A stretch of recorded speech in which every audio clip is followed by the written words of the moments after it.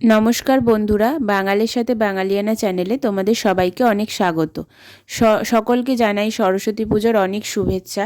আমি এই আগের দিনকে সরস্বতী ঠাকুরকে একটু সাজিয়ে রেখেছিলাম। তারপরে না হলে পুজোর দিনকে না অনেকটা চাপ হয়ে যায় সব কিছু সামলিয়ে সবটা রেডি করতে। তাই জন্য একটু সাজিয়ে রেখেছিলাম ঠাকুরকে। এবার দেখো পুজোর দিনকে আমি সমস্ত কিছু আমি আর মা বাবা তিনজনে মিলেই সমস্ত কিছু সাজিয়ে নিয়েছি। ঘরটাও আমরা বসিয়ে দিয়েছিলাম, কারণ ঠাকুরমশাই খুব তাড়াতাড়ি করেন, তাই জন্য ঘরটা ঠিকমতো বসানো হয় না। তাই জন্য মাই বসিয়ে দিয়েছিল আর সমস্ত কিছু এখানে রেডি করা হয়ে গেছিলো। ঠাকুরকে খেতে দেওয়া হয়ে গেছিলো বলে ধূপকাঠি আর প্রদীপটা জ্বালিয়ে দিয়েছিলাম। এখানে দেখো আমি কি কি দিয়েছি ঠাকুরকে খেতে, সেগুলো তোমাদের সাথে একটু শেয়ার করে নিচ্ছি।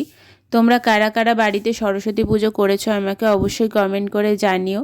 আমার ভিডিওটা যদি ভালো লেগে থাকে তাহলে লাইক, শেয়ার, সাবস্ক্রাইব করতে কিন্তু ভুলো না। পুজো হয়ে যাওয়ার পরে, এখানে সমস্ত কিছু হয়ে যাওয়ার পরে যখন ঠাকুরমশাই চলে গেছেন, তখন তোমাদের সাথে একটু শেয়ার করে নিলাম যে পুজোর পরে সরস্বতী মাকে দেখতে কীরকম লাগছে। এখানে সমস্তটা হয়ে গেছিলো, খুব সুন্দরভাবে পুজো হয়েছে আর খুব সুন্দর ঠাকুরটাও হয়েছে। আমার খুব ভালো লেগেছে সমস্তটাই। তোমাদের কীরকম লাগলো আমাকে কিন্তু অবশ্যই কমেন্ট করে জানিও। সবাই ভালো থেকো আর আমার ভিডিওটা দেখার জন্য অসংখ্য ধন্যবাদ। আমার পাশে থেকো, ভিডিওটাকে লাইক, শেয়ার, সাবস্ক্রাইব করতে চ্যানেলটাকে কিন্তু ভুলো না। ধন্যবাদ সবাইকে। আর হ্যাঁ, আজকে কারা কারা কিন্তু সরস্বতী ঠাকুর দেখতে গেছো স্কুল কলেজে, তারা কিন্তু অবশ্যই আমাকে জানিও। আগে আমরাও স্কুল কলেজে যেতাম, তোমরা কারা গেছো আমাকে অবশ্যই জানিও কমেন্ট করে। সকলকে অনেক ধন্যবাদ।